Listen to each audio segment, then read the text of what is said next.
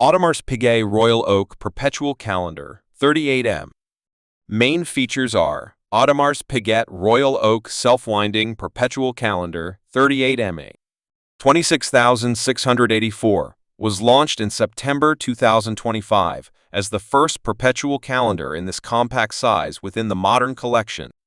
It features a significantly cleaner dial than the 41M models by omitting the week of the year indicator. Case dimensions 38M diameter and a slender 9.4M thickness. Movement caliber 7,136, an automatic movement derived from the ultra-thin 7,121 base. It measures just 4.1M thick. Power reserve approximately 55 hours. Water resistance 50 meters.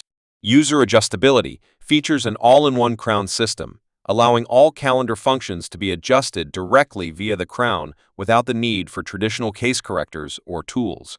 Stainless steel, ref. 26,684 ST, features a light blue grande tapisserie dial with silver gray-toned inner bezel and matching subdials. 18-karat pink gold, ref.